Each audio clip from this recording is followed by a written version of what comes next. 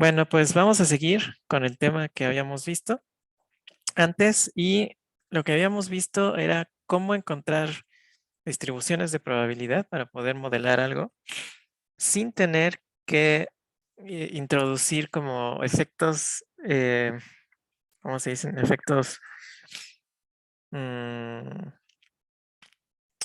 no naturales, sino artificiales, ajá, en nuestro modelo. Es decir, cosas que no tienen que ver con lo que estamos modelando, sino algo que tiene que ver con la forma en la que nosotros decidimos qué probabilidad, ¿no?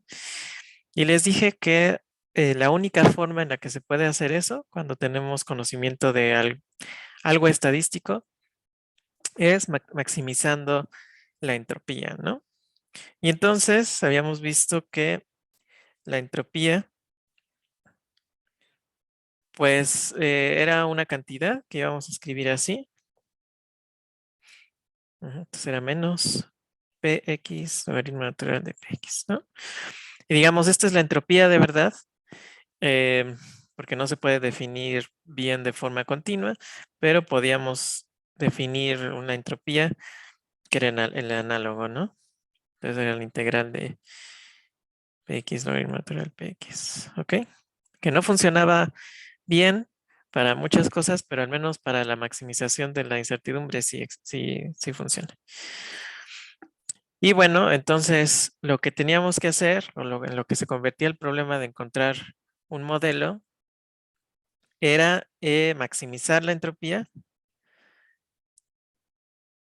ajá, pero sujeta a pues las observaciones, a ciertas observaciones estadísticas, ¿no?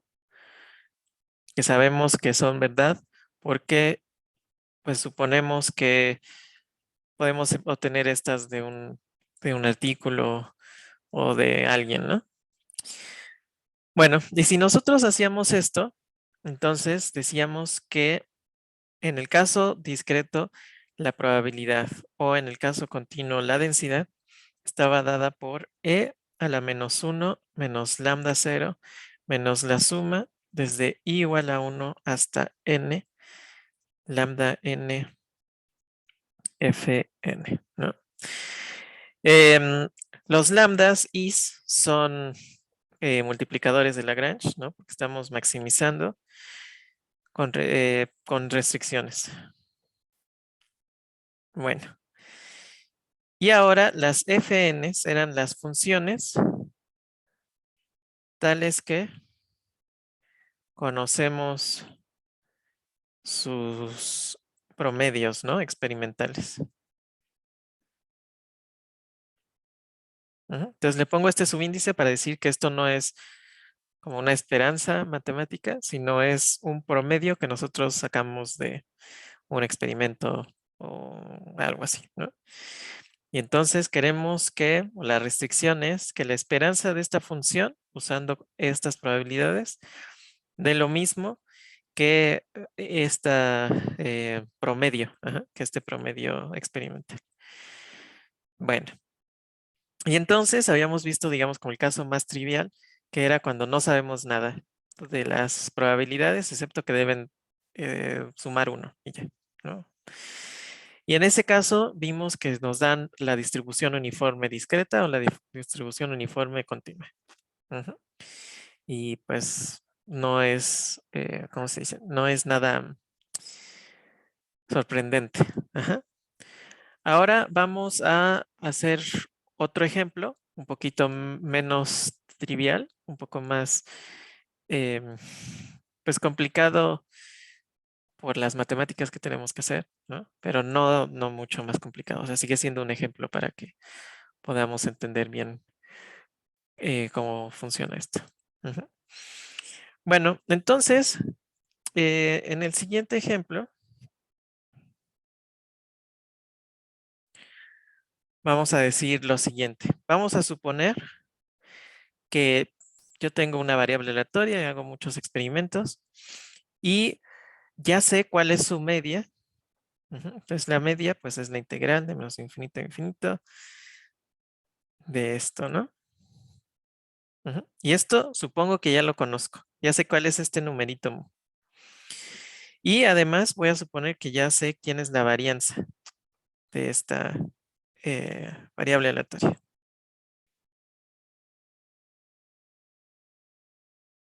Ujú. Entonces, media y varianza. Y no sé absolutamente nada más acerca de esta variable aleatoria. Solamente soy su media y su varianza. Y eso es todo lo que sé. Y yo quiero encontrar la distribución con mayor entropía, es decir, la más aleatoria o la más general o la que tiene menos suposiciones en ella, más que se puede observar esto. Ella, ¿no? Ahora nosotros podríamos pensar que necesitamos dos multiplicadores de Lagrange extra aquí, porque tenemos dos funciones, ¿no? X y x menos mu al cuadrado. Pero pues nosotros eh, podemos ver que si yo expando esta función, ajá, o sea, si yo calculo el binomio al cuadrado, pues me va a salir una x cuadrada y me va a salir una x. Ajá. Entonces, si yo pongo solo una restricción para la varianza, en realidad estoy poniendo dos restricciones para el segundo y para el primer momento cuando yo expanda el binomio al cuadrado. Entonces no necesito dos, solo necesito uno para la varianza y esta restricción está incluida aquí. Ujú. Bueno, entonces, pues, ¿cómo se vería esto? Recuerden que es la suma por el multiplicador de Lagrange aquí, por la función de la cual sé su esperanza, ¿no? Entonces sé cuál es la esperanza de esta función, x menos mu al cuadrado, su esperanza me da la varianza. Entonces vamos a escribir esto. Nuestra distribución de probabilidad, bueno, densidad en este caso, sería e a la menos 1 menos lambda 0 menos, y aquí solamente tenemos un dato conocido, que es la varianza. Entonces sería menos lambda 1 por f1 y f1 es x menos mu al cuadrado. Esa sería nuestra distribución. Entonces se ve un poco rara esta expresión porque tenemos aquí unas constantes y luego esta cosa aquí, pero podemos calcular quiénes son lambda 0 y lambda 1 para que ya se vea de una forma más normal. Entonces vamos a aplicar las restricciones originales. Las restricciones originales. Entonces, pues la primera restricción es que es una probabilidad, bueno, es una densidad, de probabilidad, entonces debe estar normalizada, ¿no? Entonces su integral debe dar 1. Bueno, entonces 1 debe ser igual a la integral de menos infinito a infinito de p de x. Entonces esto es la integral de menos infinito a infinito de e a la menos 1 menos lambda 0 menos lambda 1 x menos mu al cuadrado de x. Ahora fíjense, como tengo una exponencial de una resta, puedo poner esto como el producto de exponenciales, porque los exponentes se suman, ¿no? Entonces puedo escribir esto como la integral de menos infinito a infinito de e a la menos 1 menos lambda 0 por e a la menos lambda 1 x menos mu al cuadrado. Y ahora nos fijamos que esta exponencial no tiene nada que ver con x. No es una función de x, es una constante. Entonces la podemos sacar de la integral. Y tenemos e a la menos 1 menos lambda 0 por la integral de menos infinito a infinito e a la menos lambda 1 x menos mu al cuadrado. ¿Ok? Ahora lo que vamos a hacer es un cambio de variable para que sea más fácil la integral. Entonces voy a definir a z como raíz de lambda 1 por x menos. Y bueno, si aquí derivamos de los dos lados, vemos que la diferencial de z simplemente la raíz lambda 1 por la diferencial de x. Y como aquí tenemos una diferencial de x, que se me olvidó poner, Entonces, pues puedo sustituirla. Ujú. Entonces me queda e a la menos 1 menos lambda 0, integral de menos infinito a infinito. Tengo un 1 entre lambda 1, 1 entre raíz de lambda 1, que viene de la diferencial. Y luego e a la menos z cuadrada. Ujú. Si yo elevo esto al cuadrado, me da esto. Ujú. Y bueno, los límites de integración son los mismos, porque cuando x es menos infinito, pues z es menos infinito, ¿no? Y cuando x es más infinito, entonces esto también es más infinito. Bueno, entonces puedo sacar el 1 entre lambda 1. Esto es 1 entre raíz de lambda 1 e a la menos 1 menos lambda 0, integral de menos infinito a infinito, e a la menos z cuadrada de z. Y afortunadamente ya sabemos cuánto vale esta integral, ¿no? Esta es la integral gaussiana, que seguro ya la calcularon en otras clases. Y el resultado de esta integral gaussiana es simplemente raíz de pi. Ujú.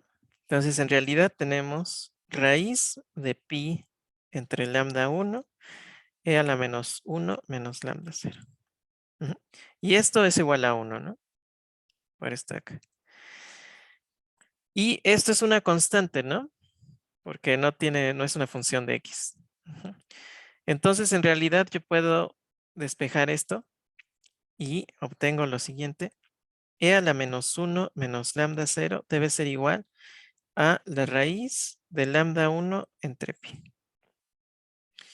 Ujú. Eso es lo que tiene que valer esta constante que está ahí. Ajá, que es una constante rara, pero es una constante al fin y al cabo. Ujú. Entonces, de esto vemos que nuestra px debe ser e a la menos 1 menos lambda 0, que es raíz de lambda 1 entre pi, por e a la menos lambda 1, x menos mu al cuadrado. Ujú. Entonces ya tenemos parcialmente esa cosa, pero todavía tiene una lambda 1, ¿no? Que es un multiplicador que no sabemos qué valor debe tener. Ujú. Bueno, esa fue la primera restricción. Y la segunda restricción es que queríamos observar una varianza, ¿no? Queríamos que este numerito, sigma cuadrada, fuera igual a la varianza. Entonces vamos a aplicar la segunda restricción de la varianza. Entonces sigma cuadrada, que es un número que obtenemos de un experimento, tiene que ser igual a la integral de menos infinito a infinito de x menos mu al cuadrado por p de x. Ujú. Entonces, bueno, si simplificamos, si sustituimos, pues tenemos lo siguiente. La raíz de lambda 1 entre pi es una constante y la puedo sacar. Ok. Y luego la integral de menos infinito a infinito, x menos mu al cuadrado, e a la menos lambda 1, x menos mu al cuadrado de x. Ujú. Y esta otra vez es una integral fea, pero podemos hacer el mismo cambio de variable que hicimos antes. Ujú. Para simplificar. Entonces decimos, esto es raíz de lambda 1 x menos mu y la diferencial de z es raíz de lambda 1 diferencial de x, ¿no? Haciendo este cambio tenemos raíz de lambda 1 entre pi. Luego los límites se quedan iguales por lo que ya dije antes. Esto es un z cuadrada entre lambda 1, ¿no? Porque no tenemos aquí ningún lambda 1, entonces despejamos. Nos queda z cuadrada entre lambda 1. Y luego aquí tenemos e a la menos z cuadrada. Y luego la diferencial de x es la diferencial de z entre raíz de lambda 1. ¿Ok? Bueno, entonces esta es una constante y esta es una constante, las podemos sacar. Y vemos inmediatamente que la raíz de lambda 1 en el denominador se va con la raíz de lambda 1 en el numerador. Entonces nos queda 1 entre lambda 1 raíz de pi, con la integral de menos infinito a infinito, z cuadrada e a la menos z cuadrada. Bueno, pues aquí podemos hacer una integración por partes, pero digamos, podrían haber varias formas, pero lo mejor es verlo de esta forma. 1 entre lambda 1 raíz de pi, integral de menos infinito a infinito, y voy a dividir esta función de esta forma. Z por z e a la menos z cuadrada de z. Y como queremos simplificar la integral, pues podemos hacer lo siguiente. U va a ser z. Y bueno, du es de z. Luego db va a ser z e a la menos z cuadrada de z. Y si integro esto, me va a salir 1/2 menos 1/2 e a la menos z cuadrada. Si ven que si yo derivo esto, sería menos 1/2 e a la menos z cuadrada por la derivada del exponente, que es menos 2z, ¿no? Entonces el menos 2 y el menos 1/2 se eliminan y me queda solamente z e a la menos z, derivada de z. Entonces, pues con esto ya podemos integrar. Entonces nos queda v menos z entre 2 e a la menos z cuadrada de menos infinito a infinito menos v de u, entonces menos y menos da más, la integral de menos infinito a infinito de 1/2 e a la menos z cuadrada de z. Ahora, en este caso, pues sí, z tiende a infinito y e a la menos z tiende a 0. Podemos hacer el límite por L'Hopital, lo que ustedes quieran.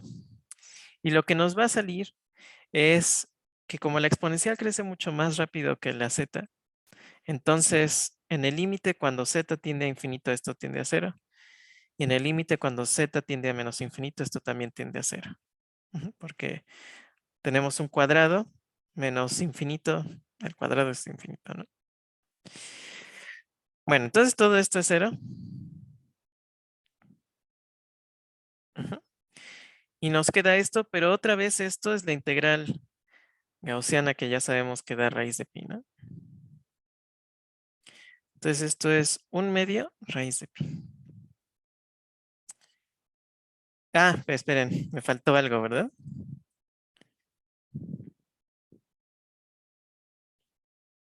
Entonces, todo esto estaba multiplicado por 1 entre lambda 1 por raíz de pi.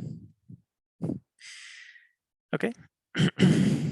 Bueno, entonces esto es, vamos a ponerlo, 1 entre lambda 1 raíz de pi por 1/2 raíz de pi.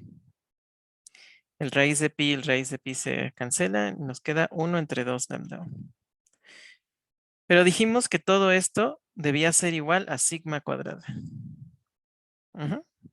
Y entonces ya de aquí podemos despejar y tenemos lambda 1 es igual a 1 entre 2 sigma cuadrada. Y ahora sí podemos sustituir en todos lados. Entonces lambda 1 es 1 entre 2 sigma cuadrada.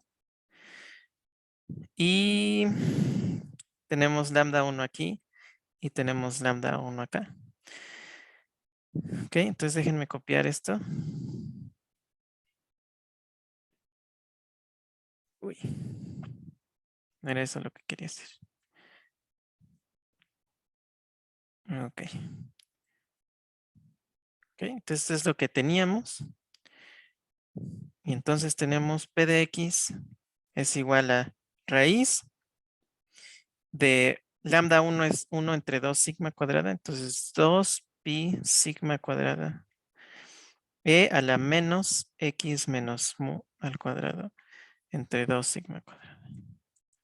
¿Ok?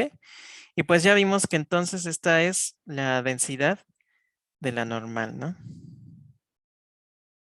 de la distribución normal. Ajá. Entonces, con esto podemos ver por qué, bueno, digo, ustedes como son matemáticos no hacen muchos experimentos, ¿no? Pero no sé si en la prepa hicieron experimentos de laboratorio de física o química o algo así. Y siempre que uno hace observaciones, uno supone que es Gaussian, que es normal, ¿no? Y entonces uno aplica todas las técnicas estadísticas que tienen que ver con la normal, ¿no?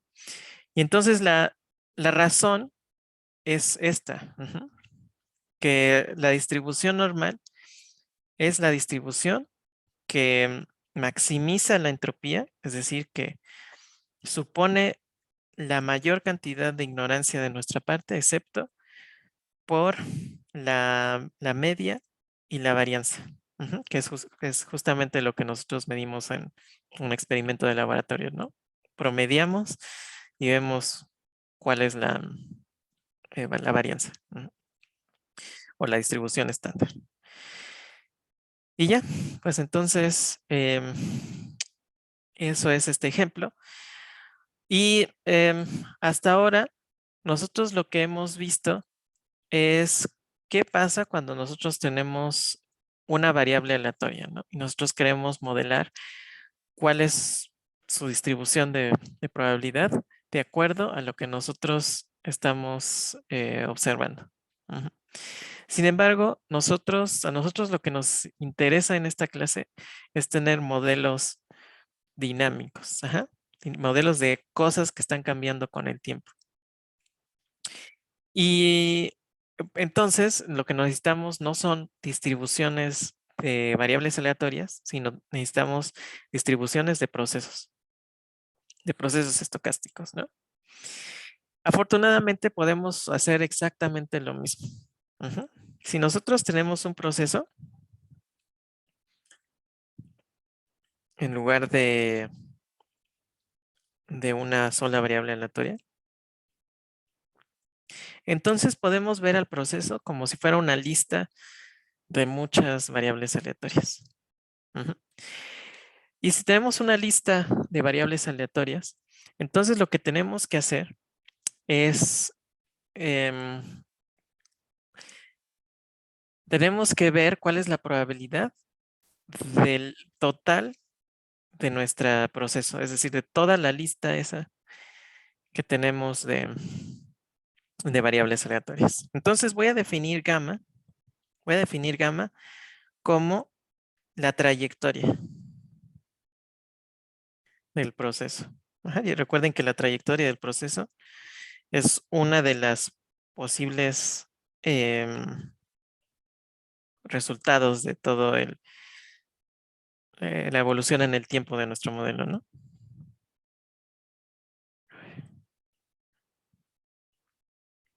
¿Ok? Y entonces lo que yo voy a querer encontrar mediante este o un proceso análogo es P de gamma.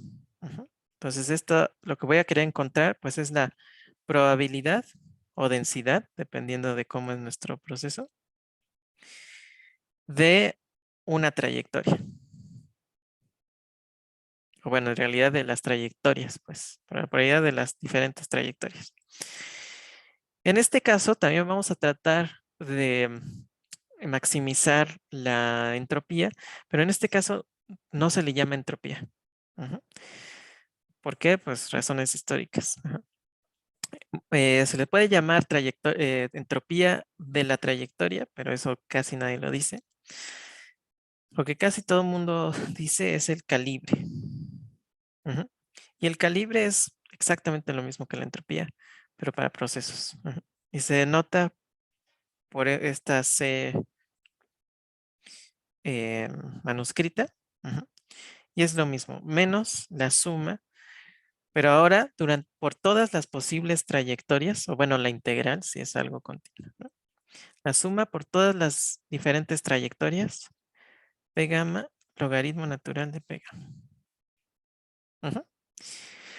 Ok, ahora, ¿cómo metemos las restricciones?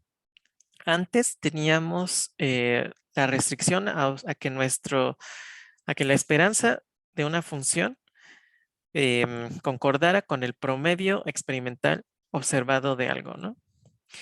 En este caso, como tenemos un proceso estocástico, ujú, que es como algo aleatorio en el tiempo, lo que nosotros vamos a querer no son restricciones, digamos, como una función, como la varianza, ¿no? Si nosotros vamos a querer restricciones que también sean funciones del tiempo. Ujú. Entonces, las podemos visualizar de la siguiente forma. Ajá. Entonces, nosotros vamos a querer que la esperanza de una función y ujú, que sea función del tiempo sea igual a otra función. Ujú. O sea, en el primer caso, nosotros teníamos que la esperanza de una función de nuestra variable aleatoria fuera un número. Ajá, un número que nosotros sabemos que podemos sacar de la literatura o de un experimento que nosotros hagamos. En este caso, vamos a tener la esperanza de una función dependiente del tiempo, tiene que ser una función determinista del tiempo. Ajá. Entonces reemplazamos constantes o números por funciones del tiempo. Ujú. Y bueno, entonces lo que hay que maximizar es ahora el siguiente funcional, igual que antes. Ajá. Entonces vamos a tener un funcional que opera sobre las trayectorias, de las probabilidades de las trayectorias. Ujú, ujú. Entonces tenemos que maximizar el calibre, ujú, que es la entropía de nuestra trayectoria, más pues la restricción de que nuestras probabilidades de todas formas sean, em, ¿cómo se dice? Sean uf, normalizadas, ¿no? Entonces, necesitamos que la suma sobre todas las posibles trayectorias sea igual a 1 de nuestras probabilidades. Bueno, menos 1 más. O sea, la g de esta función debe ser igual a 0. Necesitamos nuestro multiplicador de Lagrange. Ahí. Ujú. Y luego, aquí vamos a suponer que solamente tenemos una función dependiente del tiempo, porque si no o sea, hay otra suma ahí que puede hacer las cosas más complicadas. Entonces, si solamente tenemos una restricción de una función que sabemos cuál es su promedio, pues voy a decir la suma desde t igual a 1 hasta t mayúscula. Ujú.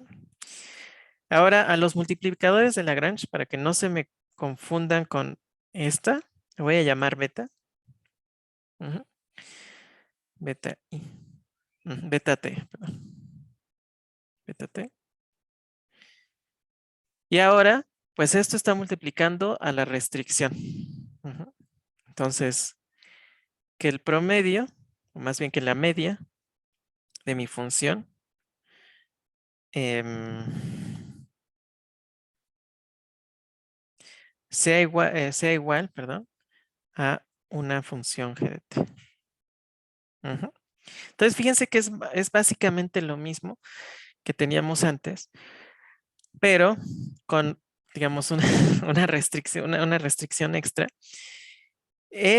Y la restricción es que, como les decía, un proceso estocástico lo podemos ver como una colección de varias variables aleatorias. Ajá. Entonces, si nosotros tenemos, digamos, un tiempo discreto y el tiempo va corriendo de 0 a t, ujú. Entonces, para cada una de esas variables aleatorias que representa el estado de nuestro proceso estocástico, cada una tiene que cumplir con la restricción. Ujú. Entonces, para t igual a 1, nosotros tenemos una restricción que está indexada por nuestra multiplicador de Lagrange beta 1. Ujú. Y entonces, em, la esperanza de la función f evaluada en 1 debe ser igual a la función evaluada en 1. Ujú. Y aquí tenemos una suma por todas las posibles trayectorias, pero fíjense que cuando yo fijo t igual a 1, pues no importa lo que pase en el futuro, ¿no? Solamente importa las probabilidades de 1. Luego, cuando fijamos 2, pues tengo el multiplicador de Lagrange para el segundo tiempo. Y luego la restricción de que f bueno, la esperanza de f evaluada en 2 sea g en 2. Ajá, otra constante. Y otra vez aquí pues va a influir lo que pasó antes y lo que pasó en este momento. Y así. Ujú. Entonces lo mismo, pero tenemos una restricción por cada punto en el tiempo de nuestro proceso estocástico. Ujú. Em, si nosotros volvemos a hacer esto de derivar con respecto de P gamma y así, pues nosotros vemos que vamos a obtener una expresión muy parecida. Ujú. Vamos a tener que la probabilidad de nuestra trayectoria va a ser igual a 1 entre z por la exponencial de la suma, uy, de la suma desde t igual a 1 hasta t mayúscula, ujú, beta t, y ahora f de t. Ujú. Ahora, lo útil de esta expresión ujú, es que no nos está diciendo si esto es markoviano o no, o lo que sea. Ajá, ya nos está dando la probabilidad de toda una trayectoria de nuestro proceso estocástico. Ujú. Y dependiendo de la función que nosotros tengamos aquí, pues esto puede ser markoviano o no markoviano, lo que sea, pero nos asegura que, que las distribuciones de nuestro proceso son las que maximizan nuestra incertidumbre, entonces no le estamos poniendo cosas extra ahí. Ujú. Sin embargo, dependiendo de la función que tenemos aquí, pues sí podría ser markoviano. Ajá. Podría ser que para cada tiempo yo puedo, o más bien, yo puedo expandir esta suma y dividirla en pedacitos. Ujú. Entonces, si f de t es markoviana, o bueno, tiene las propiedades para que sea algo markoviano. Entonces yo puedo ver a P gamma como 1 entre z por la suma desde, perdón, por el producto, desde t igual a 1 hasta t mayúscula, e a la beta t, f de t. Ujú. Entonces esto se podría ver como un producto de exponenciales. Ujú. Y bueno, z es una constante, pero también podríamos dividir la z en diferentes zetitas chiquitas, ajá, tal que su multiplicación sea la z grande, ¿no? Entonces yo puedo escribir esto como el producto desde t igual a 1 hasta t mayúscula de 1 entre z chinito e a la beta t f de t, tal que z chinito, el producto desde t igual a 1 hasta t de z chinito es igual a z, zt. ¿Ok? Y bueno, pues si ya tenemos esto, pues entonces, si la probabilidad de todo nuestro proceso, bueno, de toda nuestra trayectoria, es igual al producto de estas cositas y ZT chinito es tal que esto es la constante de normalización de esta cosa, entonces podemos decir que eh, PT de em, PT va a ser igual a 1 entre Z chinito T e a la beta T ft. Ujú. Y con esto ya tenemos las probabilidades de transición para cada tiempo T. Ujú. Estas son las probabilidades de transición del proceso que queremos simular. Ajá. Y ahora esto es muy importante porque recuerden que nosotros para los autómatas celulares siempre necesitamos, bueno, estocásticos, ajá. Para los autómatas celulares estocásticos siempre necesitamos una probabilidad de transición.